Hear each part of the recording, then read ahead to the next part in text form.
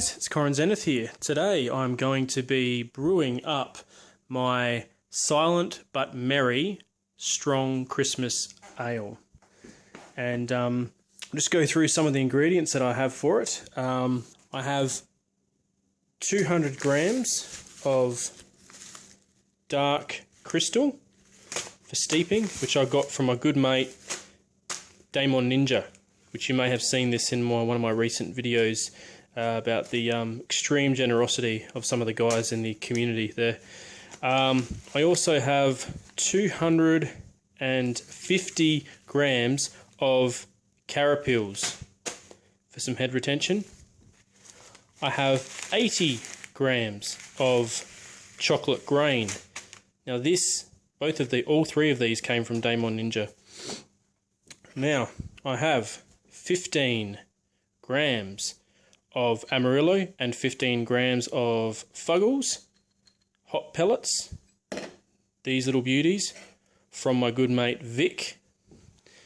I have juice of 2 oranges, also the rind, these are frozen, of 2 oranges, the zest, not the rind, and I've done that myself. Froze these for 2 days. I took the rind off. I froze the rind along with the rest of the oranges in the freezer for 2 days. I took them out, put them in the microwave, put the oranges in the microwave and juiced them. It's a really great way to break down the cell walls in the fruit, and that way you extract more juice. And here we go here, the Christmas heroes. We have roughly 3 cinnamon sticks bashed. So that's obviously powder, but it's the equivalent of 3 cinnamon sticks. We have 5 whole cloves. We have roughly 5 to 6 pimento balls, which is allspice balls. We have 1 whole piece of nutmeg that's been bashed. There we go. And we have roughly 30 grams of fresh ginger that's been bashed and crushed there. Alright. Now let's go to the other ingredients. Alright guys, so in terms of the fermentables, this is what we have. We have 2 lots of 500 grams of organic brown rice malt syrup. So there's 2 of them there, so making up a kilo. We have 1 whole kilo of Coorong Mallee honey. This stuff is divine. It is really rich honey flavour. And it's local, completely local, unpasteurised, unfiltered, good stuff.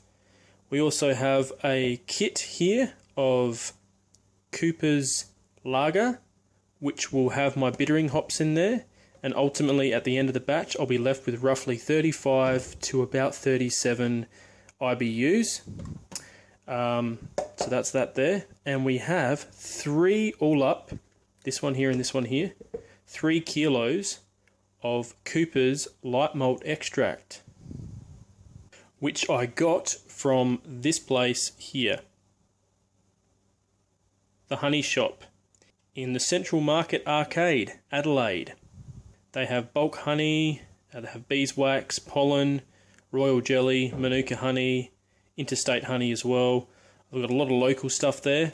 They're fantastic, and their light malt extract is in bulk, and you basically self-serve, and get this, $7 a kilo for Cooper's light malt extract. It bowled me over. When I found that out, I thought, I'm onto a winner here. So these guys are fantastic. Please, if you're local, please check them out. They're fantastic.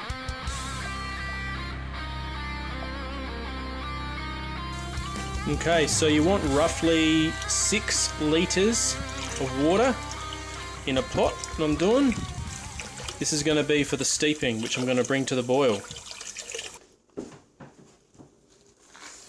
Alright, in go the carapils. In goes the dark crystal. And in goes the chocolate malts. Okay, so they're all in the bag. I'm just going to pop them in the water there. Going to hang this over to the side. Oh, there we go. Now this baby's going to come to the boil, and after the boil I'm going to turn everything off, turn the flame off, let this sit in here, steep for 30 minutes. See you guys soon. Alright guys, so we've got a boil going on here. Alright, so go down and turn this baby off. There we go. We're going to let her steep for 30 minutes. Okay, alright guys, so this has been steeping for 30 minutes. Alright, now I'm just going to take that off there. Doing this double fisted, so bear with me. I'll lift this up. Alright, now I've got a colander here, or a strainer, so I'm going to pop that in there.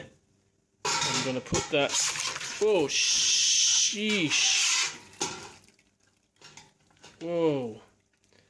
Okay, didn't mean to do that. I'll be back in a second. Alright, so there was a little blooper there for you. Anyway, I've got some boiling water that's actually cooled down a bit, but I'm just going to pour a little bit of it over. Alright, it's like as close as I'm going to get to all graining at the moment. So this is my little version of sparging. It's already looking relatively clear. Alright, alright, I'm going to go feed this to my chickens, and I'll see you guys in a bit for the boil. Wow, they love that. Look at them go.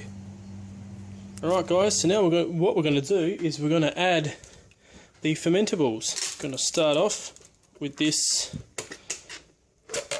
light malt extract. Here we go, big one. Oh, okay, now the lager kit.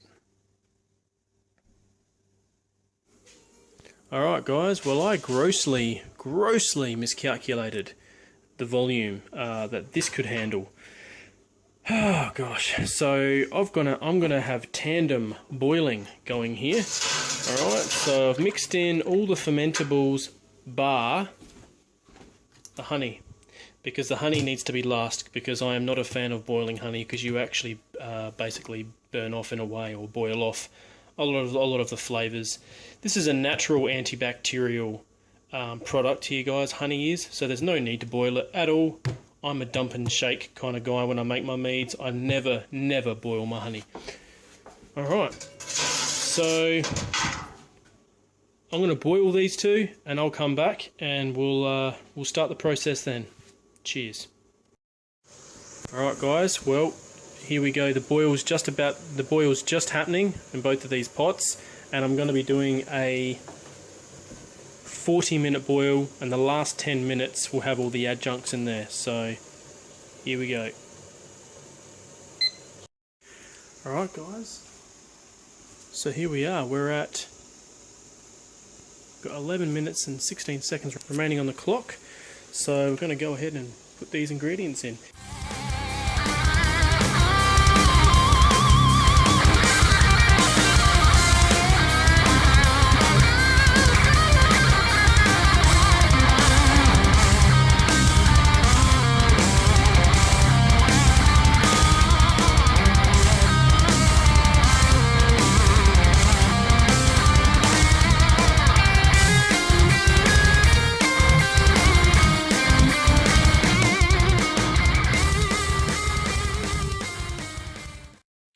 So here we go, bubbling away here very nicely. Alright, now next time guys, I need to invest in a larger pot, that's for sure, definitely, because yeah, we're going to let this go for the 10 more minutes remaining. Once that's done, then we'll be ready to put in the fermenter. Well guys, this is finished boiling, and it smells absolutely amazing. It smells like, oh wow, it just smells like Christmas everything. It's got a syrupy, almost like a toffee, Christmas pudding type of smell to it. Anyway, we're going to go ahead and put some that stuff into here. I'm also going to add the honey afterwards and then just mix that around into the fermenter there.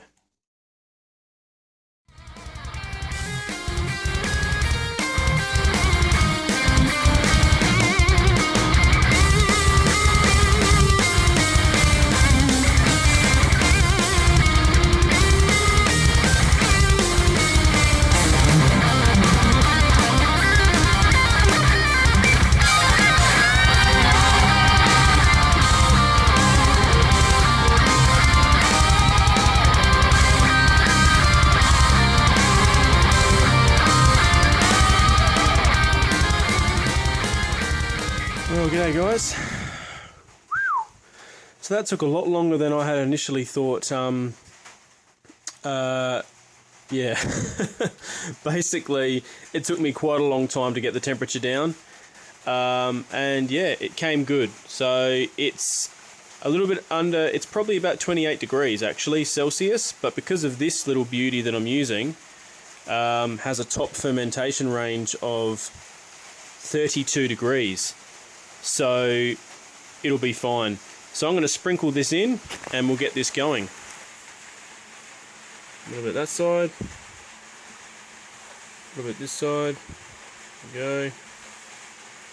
So there we go, getting it all set up, ready to go. It's all good. All right, beautiful. It's looking a little bit dirty up here, but that's just some of the wort. That's all. So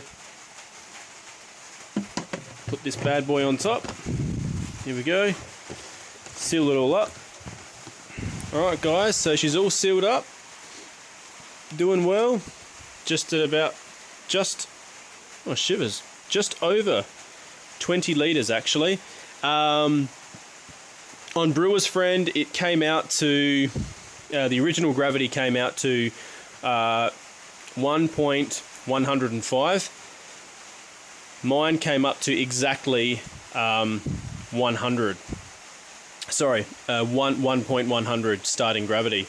So that means this little beauty is probably going to clock out with the priming sugar 11, maybe even just over, but probably around about 11, I reckon.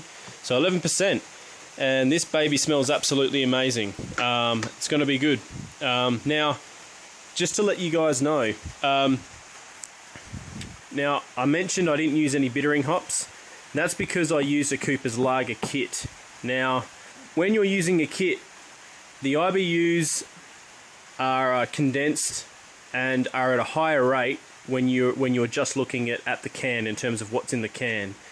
The lagers are around about 390 IBUs for the can in its concentrated form. When you round it up to about 23 litres, you do a bit of a calculation, which is 390 times 1.7 divided by the amount of litres, gives you your IBUs. Taking that calculation into account and taking my volume down to 20, my IBUs are going to come out at around about 35, which for a Belgian ale, even though I'm not following a specific perfect recipe here when it comes to a style, I'm doing my own thing, but still the IBUs are fine. I don't need the IBUs to be too high because this beer is going to be aged as well, and all the IBUs will disappear over time anyway, so there's no point in introducing too much. It'll just be a waste of hops. So that's why I chose to go for the hops that were already in the can, which was a cheaper and easier way to do it. More bang for your buck. And also the other thing is I wanted to concentrate more on flavour and aroma when it's young. So that's why I chose the Amarillo and the Fuggles. So yeah, and this tastes, well, sweet at the moment, very, very sweet, but it's also extremely flavoursome. This is a very, very flavoursome beer, and I cannot wait until I try it. I'm going to turn this baby on, and although the temp's a little bit high, I know she can handle it. I know this bad girl can handle it. This bad girl and this bad boy together are going to make beautiful, beautiful brew babies. All right. Thank you again to Vic and Damon Ninja at the 17brewcrew.com forum.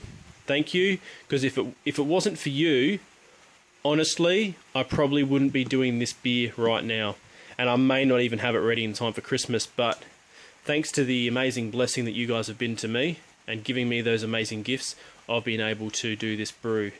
So 17. See you soon, guys. Well, guys, here we go. The morning after. And already she's bubbling away.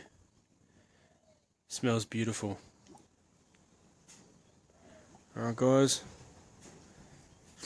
Alright, guys, we'll see you when it's all ready. 17.